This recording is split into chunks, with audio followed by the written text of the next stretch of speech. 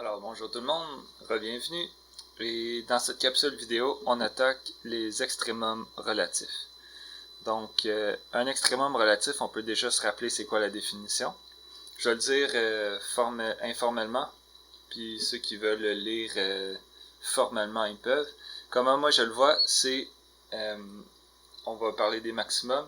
Un maximum relatif, c'est un point où est-ce qu'une valeur que f atteint, qui est la plus grande, autour d'un petit voisinage.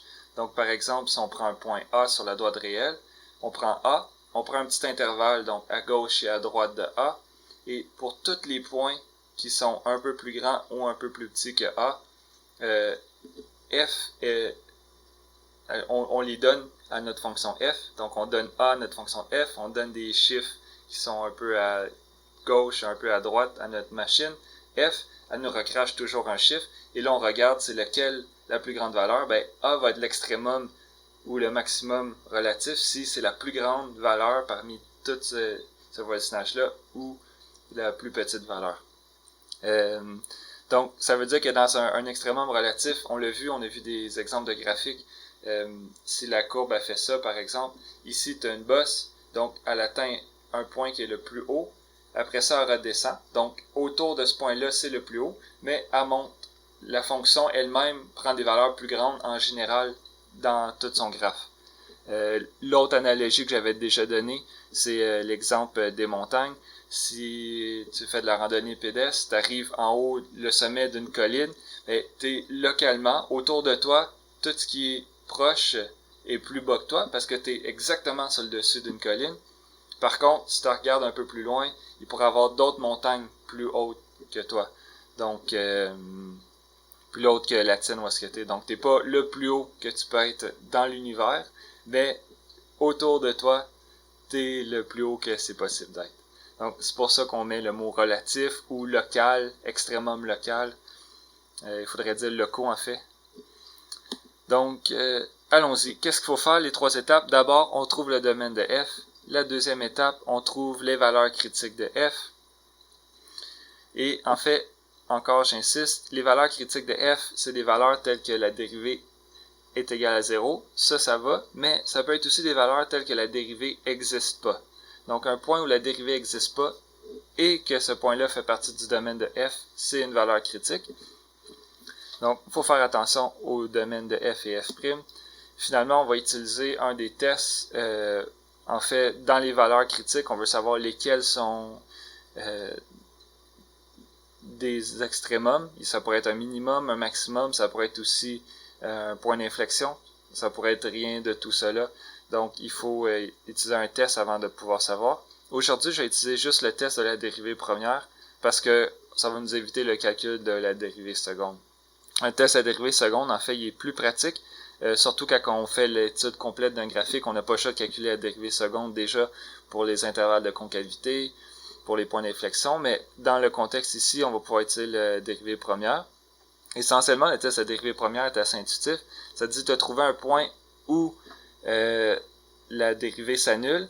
Regarde juste avant et juste après si la dérivée est positive ou négative. Si c'est un changement de signe, ça veut dire que tu étais en train de... Bon, je vais dire ça proprement. Donc, si on regarde la première phase ici, si la dérivée est négative à gauche et positive à droite, c'est-à-dire négative, ça voudrait dire que tu étais en train de descendre avant d'arriver, et positive, ça veut dire que tu commences à monter après. Donc, tu es un minimum. Et inversement, si la dérivée s'annule à un point, ça veut dire que pendant une fraction de seconde, tu ne bouges plus, tu es constant. Si la dérivée est nulle, c'est le taux de variation de la fonction f, et là, on vient de détecter qu'il n'y a aucune variation en f.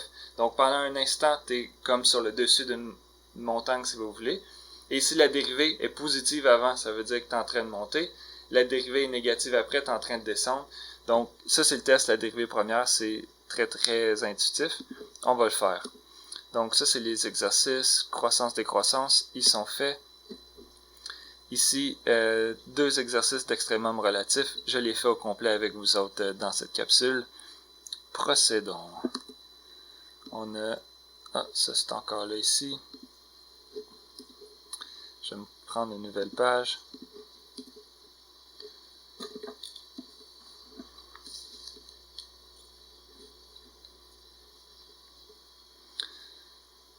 Donc, l'exercice A.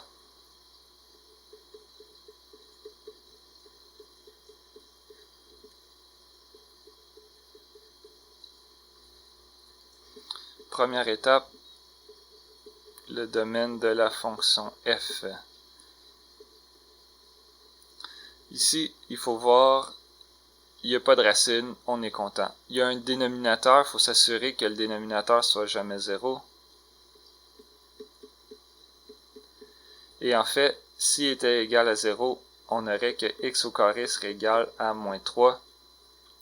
Et ça, c'est impossible dans les nombres réels. Aucune solution réelle.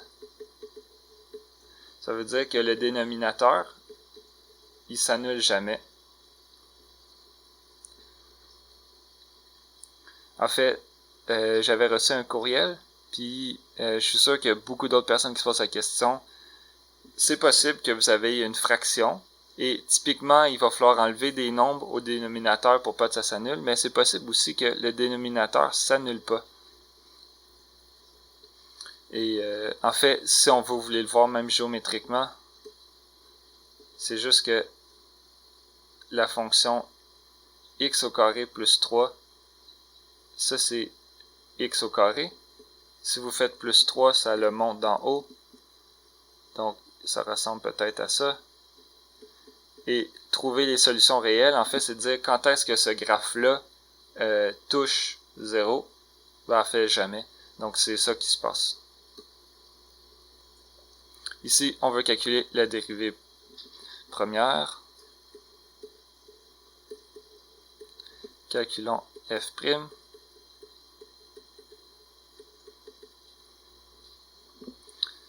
Donc, encore une fois, je vous encourage vraiment à faire pause. Ici, même, je pense que j'ai oublié de le faire dans la vidéo précédente, là, mais j'aime ça quand vous justifiez. Non, je pense que je l'ai fait. Bref, il vient par la règle du quotient.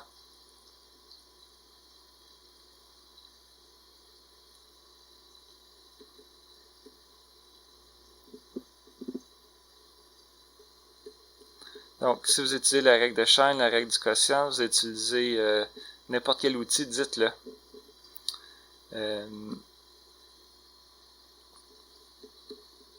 Justifiez vos étapes. Donc, ici, on a x plus 1 prime fois x plus x au carré plus 3. On laisse comme ça. X plus 1, x au carré plus 3 prime sur x au carré plus 3 au carré. Donc ça, c'est la règle du quotient. Question que ça rentre bien dans votre mémoire, je la répète encore et encore. Là, ce qui est tout ça trop long quand je fais des rappels comme ça, c'est exactement pourquoi que je pense que vous devriez écouter la vidéo. Je parle assez lentement. Écoutez la vidéo en x1.5, même x2, je pense que c'est envisageable. Ça va être plus stimulant. C'est comme la lecture rapide. C'est prouvé qu'on retient plus d'informations quand on lit rapidement. Donc, écoutez la vidéo rapidement, ça va être un peu plus stimulant pour vous autres. Vous pouvez toujours descendre la vitesse pour certains passages. OK. Et là, ce qu'il faut faire, ça va être calculer celui-là, calculer celui-là. Donc, on y va. Ici, c'est 1. X plus 1, la dérivée, c'est 1. Donc, j'écris rien. Moins. Je pense que je vais descendre un peu. Je suis un peu proche de ma ligne du haut. X plus 1. La dérivée de tout ça ici, ça va être 2x, tout simplement, sur x à la 2 plus 3, le tout à la 2. Donc, je vais distribuer en haut, on va faire du ménage. Ici, je peux juste enlever la parenthèse, il n'y a rien qui se passait de spécial. Je vais multiplier moins 2x à l'intérieur de la parenthèse. Donc, moins 2x fois x, ça fait moins 2x au carré. Moins 2x fois plus 1, ça fait moins 2x.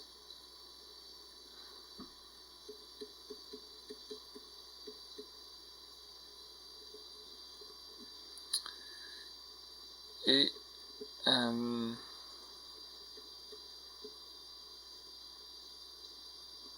on fait ici moins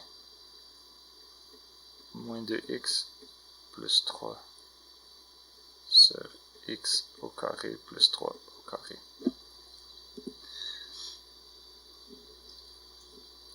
Première chose, on observe que DOM de f', en fait, c'est égal à R. Il n'y a rien qui peut se passer qu'on n'est pas content. Par le même raisonnement qu'on a fait pour celui de f.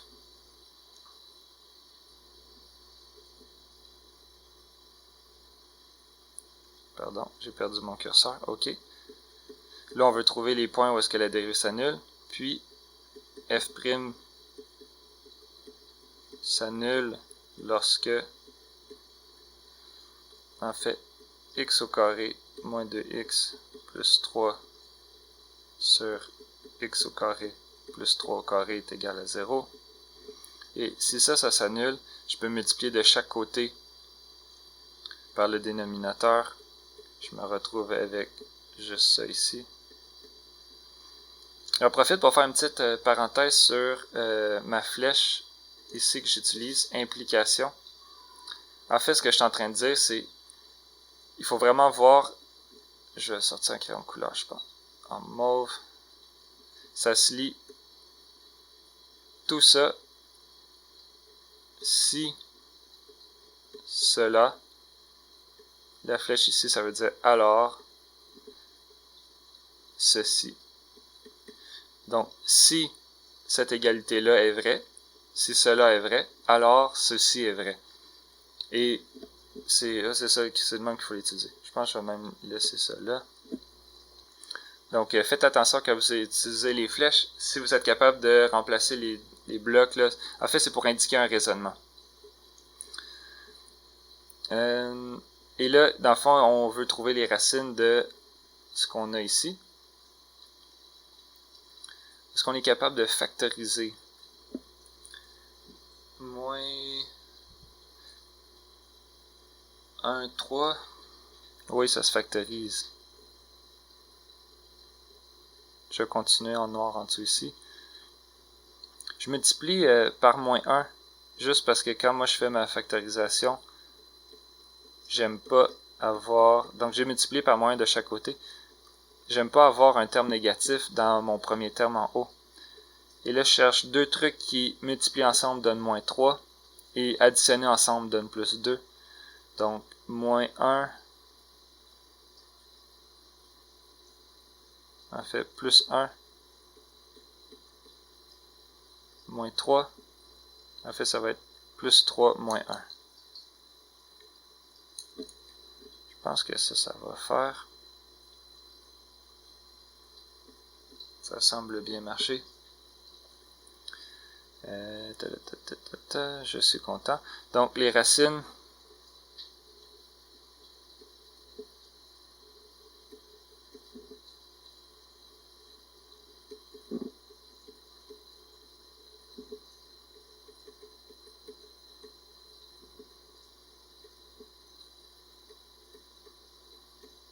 Nos deux valeurs critiques, c'est 1 et moins 3.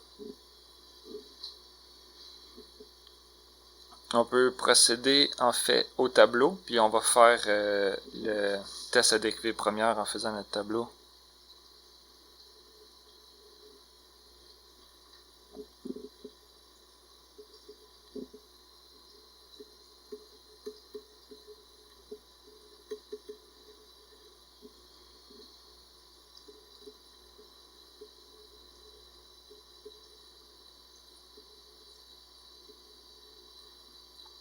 Donc ici j'ai moins 3, 1.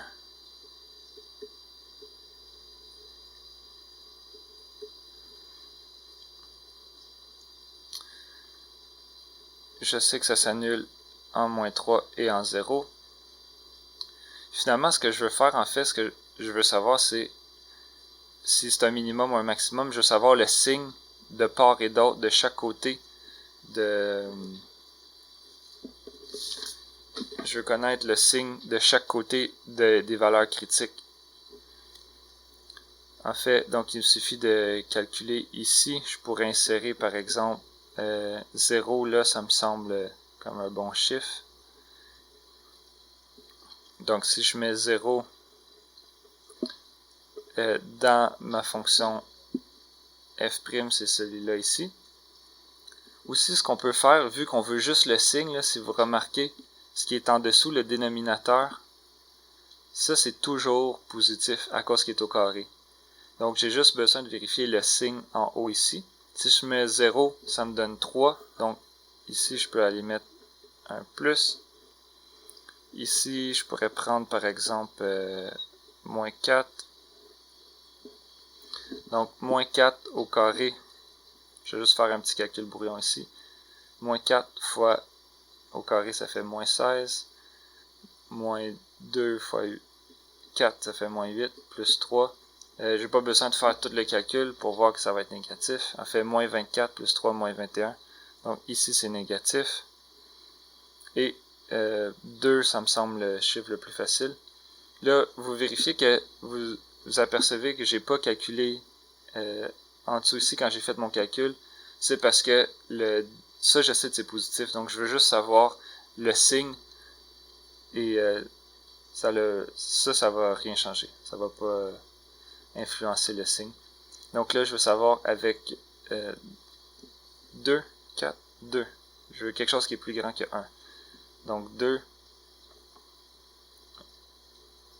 Je trouve plus mon crayon. Ok. Donc moins 4, moins 4, plus 3, moins 8. Donc c'est négatif.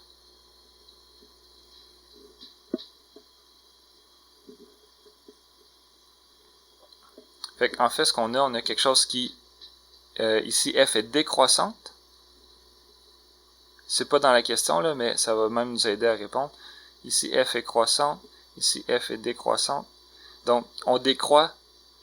Ici, ben, on atteint clairement un minimum relatif. Et parce qu'on vient de finir de descendre, on arrête de descendre pendant une fraction de seconde, c'est ça que ça veut dire 0. Et après ça, on se remet à remonter. Ici, même histoire, on a un max relatif parce qu'on a comme atteint un sommet. On est en train de monter, on arrive au point 1, on arrête de monter. Et là, dès qu'on continue, on est en train de redescendre.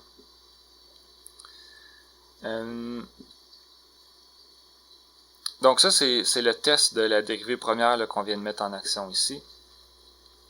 Y a-t-il... Je pense que j'avais calculé les points. Non, je ne sais pas calculer. Ici, on pourrait calculer les valeurs explicites. Dans le fond, f de moins 3, f de 1, pour savoir exactement. Je ne le ferai pas ici, mais quand vous faites une étude complète de graphique, il faut le faire.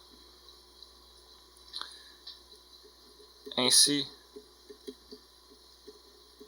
par je vais l'appeler test dérivée première, on a que moins 3 est 1. Min relatif et 1 est un max relatif. Parfait. Puis en fait, on peut aller voir. Je suis curieux.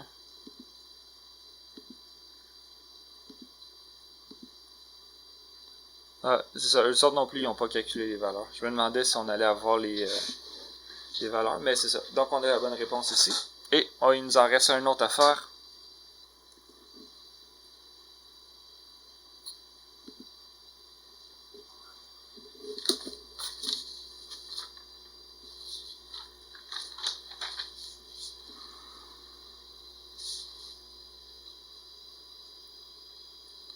Donc le b, cette fois-ci notre fonction f dont on veut trouver les minimums, maximums relatifs, c'est cette fonction-là ici. Donc la première étape, c'est trouver son domaine. On a une racine, c'est une racine impaire par contre, donc on a le droit de mettre des valeurs négatives. Après ça, il n'y a pas de quotient, il n'y a pas d'autre raison de s'inquiéter. C'est la fin de l'histoire. Trouvons la dérivée.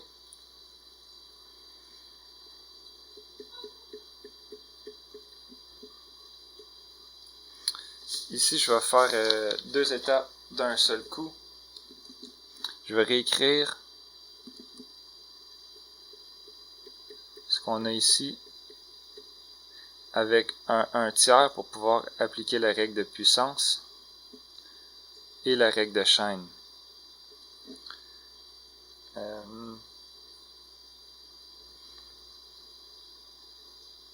Donc ici, je vais l'écrire par règle. Je pense que j'aurai besoin de plus d'espace.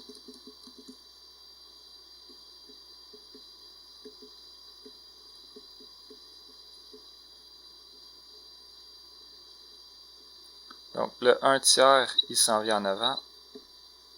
Ce qui est à l'intérieur reste à l'intérieur. Et là, j'ai oublié mon moins 1. Donc 1/3 moins 1, c'est moins 2/3. Ici, je vais dériver ce qui est à l'intérieur.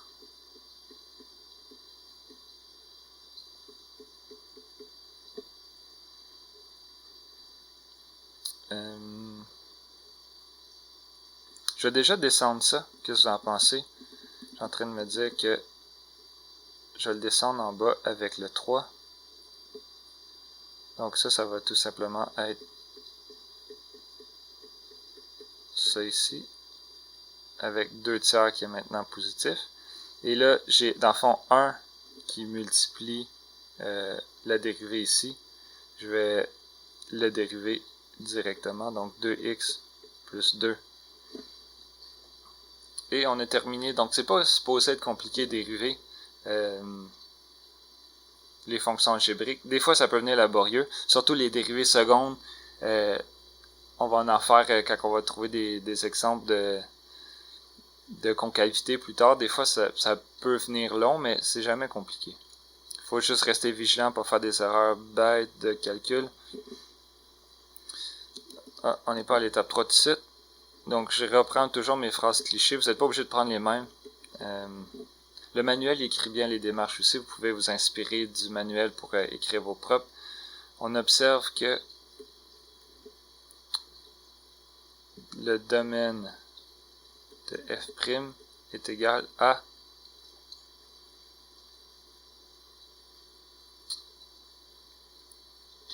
je ne sais pas. Il va falloir faire un petit calcul ici. Je vais changer de crayon de couleur. Dans le fond, on ne veut pas que 3x plus 2x moins 3 à la 2/3, on ne veut pas que ça soit égal à 0. Si ça c'est égal à 0, le dénominateur s'annule. Donc notre fonction f, elle n'avait pas de dénominateur. Là, avec la dérivée, maintenant on en a un. Il faut faire attention. Toujours, ça c'est une racine impaire, donc on n'a pas de problème. Fait qu'il reste juste à vérifier que ça c'est pas 0. Si ça c'est 0, en fait, la seule façon que ça peut être 0, c'est si celui-là ici, il s'annule, est égal à 0. Et ça, on l'a déjà factorisé. Non. On veut...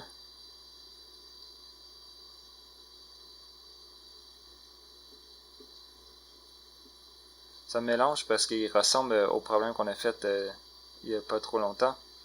Donc, x plus 3, x moins 1 est égal à 0.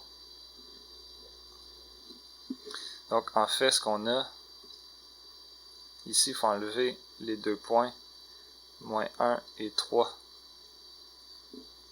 Si on met moins 1 ou 3 dans notre fonction f', on va avoir quelque chose qui va être divisé par 0.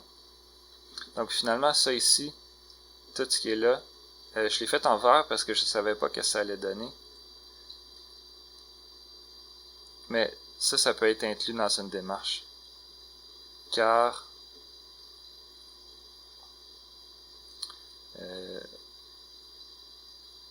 le dénominateur s'annule lorsque, et là vous faites ce petit calcul là, puis virgule, on a que f' s'annule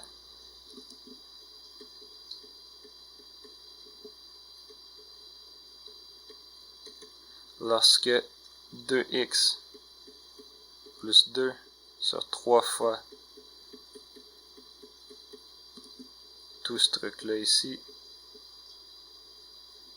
si ça c'est égal à 0,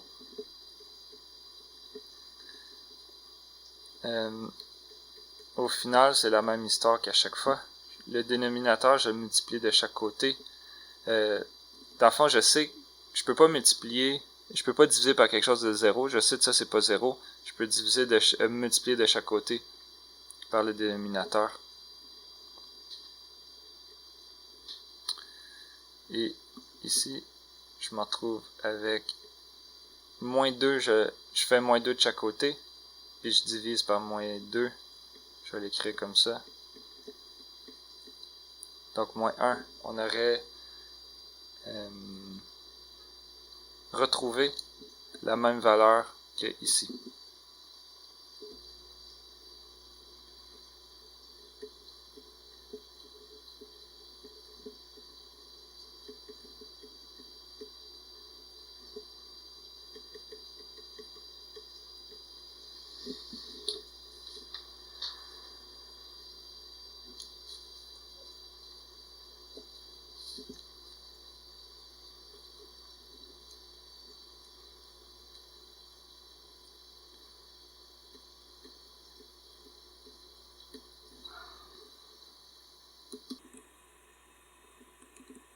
Donc, en fait, c'est ça, je viens de me rendre compte que ici, je suis juste allé un peu trop vite. C'est 1 et moins 3. La raison, c'est simplement, il faut regarder ici, on met moins 3, ça fait 0, on met 1, ça fait 0. Et j'en profite ici, je ne sais pas si je suis allé trop vite. Quand j'ai enlevé le 3, ça va, j'ai divisé de chaque côté par 3. 0 divisé par 3, c'est 0. Pour enlever l'exposant, en fait, ce qui s'est passé, c'est simplement que si j'ai quelque chose, x exposant, là c'est 2 tiers, mais dans le fond, ça peut être un chiffre A en général. Ça, c'est égal à 0. En mathématiques, on va écrire si et seulement si x est égal à 0. En fait, c'est que le seul nombre qui exposant quelque chose, par exemple, prenez peut-être à la 2. Ça, la réponse à cette équation-là ici, vous cherchez un nombre qui multiplie avec lui-même 2 fois donne 0. Il y a juste 0 qui multiplie avec lui-même donne 0. Et là, vous cherchez quelque chose qui, si vous voulez, entre guillemets, multiplier 2 tiers fois avec lui-même donne 0. Il y a juste 0 qui fait ça. Ou, en fait, un dernier exemple, x à la 8 est égal à 0. Et il y a juste 0 qui multiplie 8 fois avec lui-même donne 0. Donc, je pense que vous voyez le concept. C'est ce qui m'avait permis d'enlever le 2 tiers ici. J'avais peut-être pas justifié. Quoique ça devrait être tranquillement devenir instinctif. Donc, on a 2 valeurs critiques. On n'en avait pas. Puis on a moins 1 aussi. C'est ça. Maintenant qu'on n'a pas le même domaine. Donc, on va commencer. Moins 3, moins 1 et 1.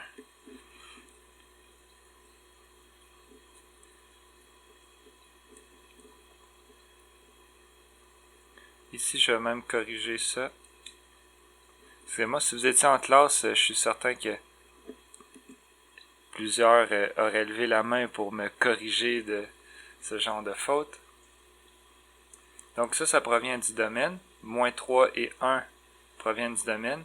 Moins 1 provient du fait que la dérivée s'annule. Donc on a 3 valeurs critiques. Je vais corriger celui-là ici aussi.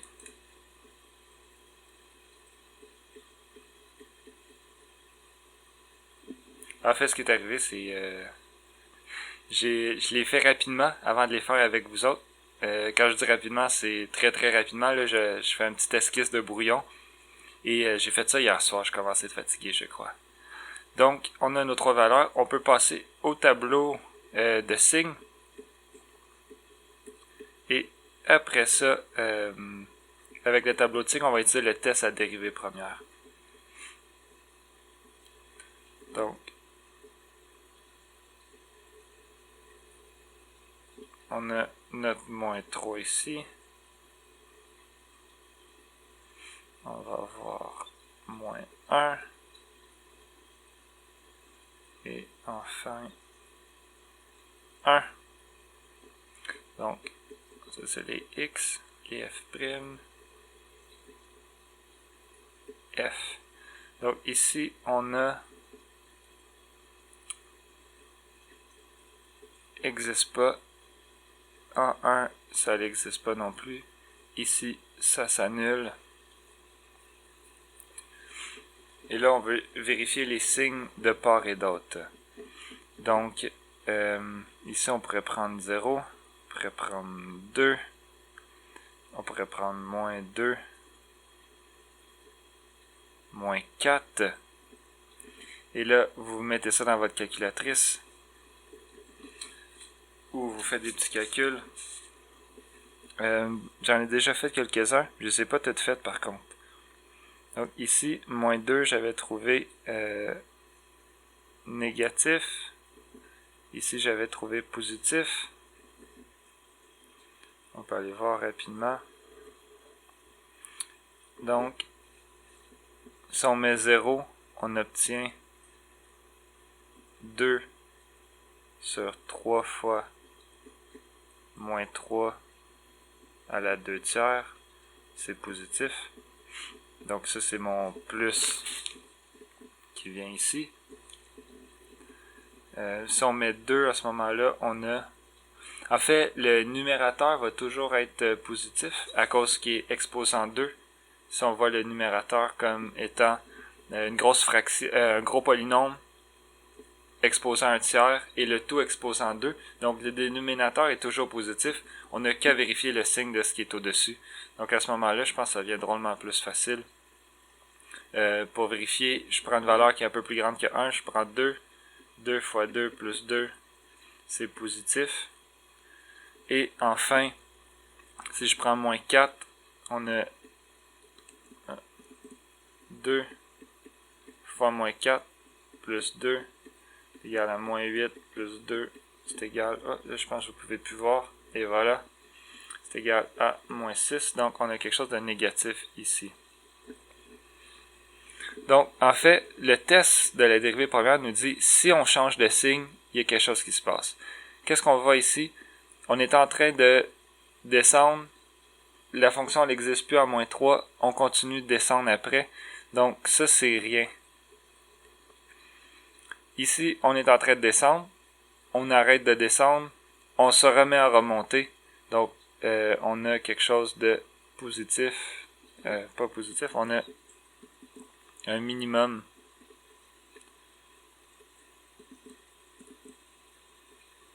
relatif. Et ici, on ne peut pas conclure non plus. Parce que il n'y a rien qui se passe. Je veux dire, pas il n'y a rien qui se passe, mais il n'y a pas de changement de signe de la dérivée de part et d'autre de notre valeur critique qu'on a trouvée. Donc en fait, ça c'est quand même très intéressant comme scénario. On a 3 valeurs critiques, dont 2 qui proviennent du fait que le domaine n'existe pas, qui sont pas dans le domaine de f', mais c'est pas pour autant des extrémums. En fait, on va aller voir dans le graphique, là, ça pourrait être des points d'inflexion. Conclusion, f possède un minimum relatif en x est égal à moins 1.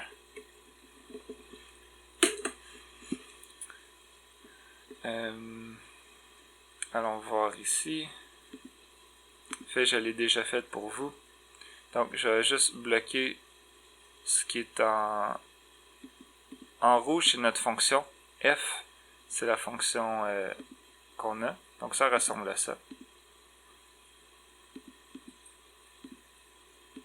Prenez toujours le temps de changer le zoom parce que des fois, les comportements, par exemple, ici, on pourrait penser que ça fait juste continuer, mais il pourrait y avoir d'autres phénomènes qui se passent.